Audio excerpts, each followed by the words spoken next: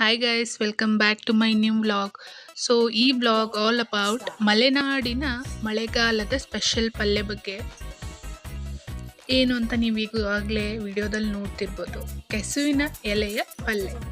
ಇದನ್ನ ನಮ್ಮ ಕಡೆಗಳಲ್ಲಿ ಇದಕ್ಕೆ ಏನು ಹೆಸರಿದೆ ಅಂದರೆ ಮುದ್ದು ಹುಳಿ ಕರಕಲಿ ಅಂತ ಕರೀತಾರೆ. ಆ ಪ್ರದೇಶದವರು ಆ ಹೆಸರಲ್ಲಿ ಕರೀತಾರೆ.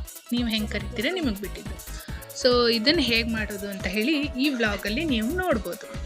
ಇದಕ್ಕೆ ಬೇಕಾಗಿರೋ ಪದಾರ್ಥಗಳು ಕೆಸುವಿನ ಎಲೆ, ಬೆಳ್ಳುಳ್ಳಿ, ಸೂಜಿ ಮೆಣಸಿನ್ಕಾಯಿ, ನಾರ್ಮಲ್ ಮೆಣಸಿದ್ರು ನೀವು ಯೂಸ್ ಮಾಡ್ಬೋದು, ಅಮಟೆಕಾಯಿ. ಅಮಟೆಕಾಯಿ ಆಪ್ಷನಲ್ಲು, ಇದಿಲ್ಲ ಅಂದರೆ ಹುಣಸೆ ಹಣ್ಣನ್ನು ಕೂಡ ಯೂಸ್ ಮಾಡ್ಬೋದು ಅನ್ಸುತ್ತೆ. ನನ್ನ ಸಜೆಷನ್ ಏನು ಅಂದರೆ ಅಮಟೆಕಾಯನ್ನೇ ಹಾಕ್ಲಿಕ್ಕೆ ಟ್ರೈ ಮಾಡಿ ಆದಷ್ಟು. ಒಂದು ವೇಳೆ ಇಲ್ಲ ಅಂದರೂ ಪೇಟೆಯಿಂದ ತಂದು ಅದನ್ನು ಹಾಕೋಕ್ಕೆ ಟ್ರೈ ಮಾಡಿ. ತುಂಬ ರುಚಿಯಾಗುತ್ತೆ. ಅಮಟೆಕಾಯಿ, ಬೆಳ್ಳುಳ್ಳಿ, ಸೂಜಿ ಮೆಣಸು ಇವೆಲ್ಲ ಇದಕ್ಕೆ ತುಂಬ ರುಚಿಯನ್ನು ಕೊಡುತ್ತೆ. ಸೊ ಸಿಂಪಲಾಗಿ ಮಾಡ್ಬೋದು. ತುಂಬ ದೊಡ್ಡ ಪ್ರೊಸೆಸ್ಸು ಇಲ್ಲ, ತುಂಬ ಐಟಮ್ಸ್ ಬೇಕಂತನೂ ಇಲ್ಲ. ಒಂದು 4-5 ಐಟಮಿಂದ ವೆರಿ ಟೇಸ್ಟಿಯಾಗಿರೋ ಸ್ಪೆಷಲ್ ಆಗಿರೋ ಮಲೆನಾಡು ಸೈಡಿನ ಕೆಸುವಿನ ಎಲೆ ಪಲ್ಯ ರೆಡಿ ಆಗಿಬಿಡುತ್ತೆ ಒಂದು 5 ಐಟಮ್ಸಿಂದ. ಓಕೆ, ಫಸ್ಟ್ ಆಫ್ ಆಲ್ ಕೆಸುವಿನ ಎಲೆನ ಕ್ಲೀನಾಗಿ ತೊಳ್ಕೊಂಡು, ಆದರೆ ಇನ್ನೂ ಟೈಮ್ ಇದ್ದರೆ ಒರೆಸ್ಕೊಳ್ಬೋದು. ಆಮೇಲೆ ಅದನ್ನು ನೀಟಾಗಿ ಸಣ್ಣಕ್ಕೆ ಹೆಚ್ಚಬೇಕಾದ್ರೆ ಈ ದಂಟನ್ನು ತೆಗಿಬೋದು ಆರಾಮಾಗಿ. ಅದಕ್ಕೆ ಮತ್ತೆ ಸಪ್ರೇಟಾಗಿ ಹೆಚ್ಚಬೇಕಂತಿಲ್ಲ, ಹೆಚ್ಚಬೇಕಾದ್ರೆ ತೆಗಿಬೋದು ನೀಟಾಗಿ. ಸೊ ಇಲ್ಲಿ ಹೀಗೆ ತೋರಿಸಿರೋ ಹಾಗೆ ನೀಟಾಗಿ ಹೆಚ್ಚಿಟ್ಕೋಬೇಕು. ಇದು ಮಳೆಗಾಲದಲ್ಲೇ ಯಾಕೆ ಸ್ಪೆಷಲ್ ಅಂತ ನಾನು ಹೇಳಿದೆ ಅಂದರೆ, ಇದು ಬಾಕಿ ಟೈಮಲ್ಲಿ ತಿಂದರೆ ಬಾಯಿ ತುಂಬ ತೂರಿಸ್ತದೆ ಅಂತ ಹೇಳ್ತಾರೆ. ಹಾಗೆ ಆಗುತ್ತೆ ಕೂಡ. ನಾನು ಯಾವಾಗೂ ಬೇರೆ ಟೈಮಲ್ಲಿ ತಿಂದಿಲ್ಲ, ನನಗೆ ಗೊತ್ತಿಲ್ಲ ಅದಕ್ಕೆ. ಆದರೆ ಇದು ಮಳೆಗಾಲದಲ್ಲಿ ಮಾಡೋದ್ರಿಂದ ಇದಕ್ಕೊಂದು ಬೇರೆಯೇ ರುಚಿ ಬರುತ್ತೆ ಅಂತ ನನ್ನ ನಂಬಿಕೆ. ನಂತರ ಇದನ್ನು ಕಟ್ ಮಾಡಿಟ್ಕೊಂಡು, ಇದು ನೋಡೋದಕ್ಕೆ ತುಂಬ ಕಾಣುತ್ತೆ ಎಲೆ, ಸ್ಟಾರ್ಟಿಂಗು ತುಂಬ ಆಗುತ್ತೇನೋ ಅಂತ ಹೇಳಿ, ಬಟ್ ಮಾಡಿದ್ಮೇಲೆ ಸ್ವಲ್ಪನೇ ಆಗುತ್ತೆ. ಸೊ ನಾವು ಕುಕ್ಕರ್ ಯೂಸ್ ಮಾಡ್ತಾಯಿದ್ದೀವಿ. ಇದನ್ನು ಹಾಗೆ ಕೂಡ ಬೇಯಿಸ್ಬೋದು. ಕುಕ್ಕರ್ ಯಾಕೆ ಯೂಸ್ ಮಾಡ್ತಾಯಿದ್ದೀವಿ ಅಂದರೆ, ನಮಗೆ ಆಲ್ರೆಡಿ ಟೈಮ್ ಆಗಿತ್ತು, ಟೈಮ್ ಸ್ವಲ್ಪ ಕಮ್ಮಿ ಇತ್ತು. ಕುಕ್ಕರಲ್ಲಿ ಭಾಳ ಬೇಗ ಆಗುತ್ತೆ. ಟೈಮ್ ತುಂಬ ಕಮ್ಮಿ ಇದ್ದಿದ್ದಕ್ಕೆ ಮಾತ್ರ ಕುಕ್ಕರ್ ತೊಗೊಂಡಿದ್ದೀವಿ. ಇಲ್ಲಾದರೆ ಹೊರಗೆ ಬೇಯಿಸ್ತೀವಿ, ಚಲೋ ಆಗುತ್ತೆ. ಹೊರಗೆ ಬೇಯಿಸಿ ಮಾಡಿದ್ರೆ, ಕುಕ್ಕರಲ್ಲಿ ಮಾಡಿದ್ರೆ ತುಂಬ ಚಲೋ ಆಗುತ್ತೆ. ಬಟ್ ಹೊರಗಡೆ ಬೇಯಿಸ್ತಾರೆ ತುಂಬ ಜನ. ಸೊ ಹೊರಗಡೆ ಕೂಡ ಬೇಯಿಸ್ಬೋದು ನಿಮಗೆ ಟೈಮ್ ಇದ್ದರೆ. ಇಲ್ಲ ಅಂದರೆ ಕುಕ್ಕರಲ್ಲಿ ಕೂಡ ಮಾಡ್ಬೋದು. ಕುಕ್ಕರಲ್ಲಿ ನಾರ್ಮಲಾಗಿ ಒಗ್ಗರಣೆಗೆ ಏನು ಯೂಸ್ ಮಾಡ್ತಾರೋ ಅದನ್ನು ಹಾಕಿರೋದು. ಸಾಸಿವೆ, ಉದ್ದಿನಬೇಳೆ, ಜೀರಿಗೆನ ಹಾಕಿಲ್ಲ, ಎಣ್ಣೆ ಸ್ವಲ್ಪ ಜಾಸ್ತಿ ಹಾಕಿದ್ದೀವಿ ಒಗ್ಗರಣೆಗೆ. ಆಮೇಲೆ ಅರಿಶಿಣ ಕೂಡ ಒಗ್ಗರಣೆ ಒಳಗೆ ಹಾಕಿರೋದು. ಆಮೇಲೆ ಎಲ್ಲ ಕಟ್ ಮಾಡಿರೋ ಕೆಸುವಿನ ಎಲೆಯನ್ನು ಒಂದೇ ಸಲ ಒಗ್ಗರಣೆಯಲ್ಲಿ ಹಾಕ್ತಾಯಿದ್ದೀವಿ. ಸ್ವಲ್ಪ ನೀರು ಹಾಕಿರೋದು, ಜಾಸ್ತಿನೇ ಹಾಕ್ಕೊಳ್ಳಿ ನೀರು, ಅಂದರೆ ಸ್ವಲ್ಪ ಜಾಸ್ತಿ, ತುಂಬ ಜಾಸ್ತಿನೂ ಅಲ್ಲ.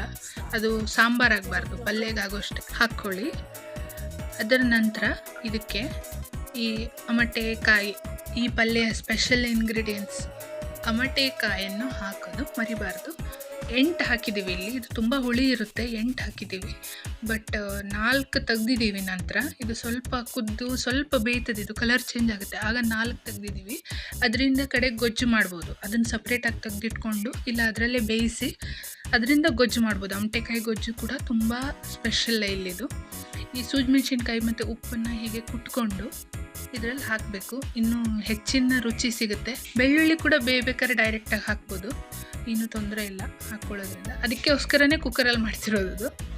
ಆವಾಗಲೇ ಜಜ್ಜಿ ಇಟ್ಟಿರೋ ಸೂಜಿ ಮೆಣಸು ಉಪ್ಪನ್ನು, ದೊಡ್ಡ ಉಪ್ಪನ್ನು ಇದರೊಳಗೆ 2 ಚಮಚ ಹಾಕಿದ್ದೀವಿ. 2 ಚಮಚನೂ ಅಲ್ಲ, 1 ಚಮಚದ ಅರ್ಧ ಚಮಚ ಹಾಕಿದ್ದೀವಿ. ನಮ್ಮ ರುಚಿಗೆ ತಕ್ಕಷ್ಟು ಹಾಕಿದ್ದೀವಿ. ಆಮೇಲೆ ಇದಕ್ಕೆ ಪಿಂಕ್ ಸಾಲ್ಟನ್ನು ಹಾಕಿದ್ದೀವಿ, ರುಚಿಗೆ ತಕ್ಕಷ್ಟು ಅದು ಕೂಡ. ಸೊ ನಾ ಆಗಲೇ ಹೇಳ್ದಂಗೆ ಅಮಟೆಕಾಯಿನ ನಾವು ತೆಗ್ದಿಟ್ವಿ ಅಂತ ಹೇಳಿದ್ದೆ ಅಲ್ಲ, ತೆಗ್ದಿವಿ. ಇದರಲ್ಲಿ 8 ಹಾಕಿದ್ವಿ, 8ರಲ್ಲಿ 4 ತೆಗೆದ್ವಿ. ನೋಡಿ ಮಾಡಿ ಹಾಕ್ಕೋಬೇಕು. ರುಚಿ ನಮಗೆ ಎಷ್ಟು ಬೇಕೋ ಅಷ್ಟೇ ಹಾಕ್ಕೋಬೇಕು. ಕೊನೆದಾಗ ನಾನು ಹೇಳೋದೇನು ಅಂದರೆ, ಉಪ್ಪು, ಹುಳಿ, ಖಾರ, ಸಿಹಿ ಏನೇ ಇದ್ದರೂ ನಿಮಗೆ ರುಚಿಗೆ ತಕ್ಕಷ್ಟು ಮಾತ್ರ ಹಾಕ್ಕೊಳ್ಳೋದು ನಿಮಗೂ ಗೊತ್ತಿರಬೇಕು ಅಂತ ನಾನು ಹೇಳಲಿಕ್ಕೆ ಇಷ್ಟಪಡ್ತೀನಿ. ಅದರ ನಂತರ ಕುಕ್ಕರ್ ಮುಚ್ಚಳನ್ನು ಮುಚ್ಚಿ 5 ಸೀಟಿ ಹೊಡೆಸಿ ಅದನ್ನು ಓಪನ್ ಮಾಡಿದರೆ, ನೀರೇನಾದ್ರು ಒಂಚೂರು ಸ್ವಲ್ಪ ಜಾಸ್ತಿ ಆಗಿದರೆ ಮತ್ತೆ ಒಲೆ ಮೇಲಿಟ್ಟು ಇನ್ನೊಂದು ಸ್ವಲ್ಪ ಕುದಿಸಿದ್ರೆ ಈ ರುಚಿಯಾದ ಪಲ್ಯ ಸವಿಯಲು ಸಿದ್ಧ. ಇಷ್ಟ ಆಗಿತ್ತು ನನ್ನ ಇವತ್ತಿನ ಈ ಸಣ್ಣ ಬ್ಲಾಗ್. ಇನ್ನಷ್ಟು ಬ್ಲಾಗ್ಗೋಸ್ಕರ ವೇಟ್ ಮಾಡ್ತಾ ಇರಿ. Bye guys. ಊರಲ್ಲಿ ನಮ್ಮ ಮನೆ ಊರ ಪಕ್ಕಕ್ಕೆ ಕೆಸುವಿನ ಮನೆ ಅಂತೂ ಉಂಟು, ಬಿಸಿಲು ಕಪ್ಪು ಅಂತೂ ಉಂಟು.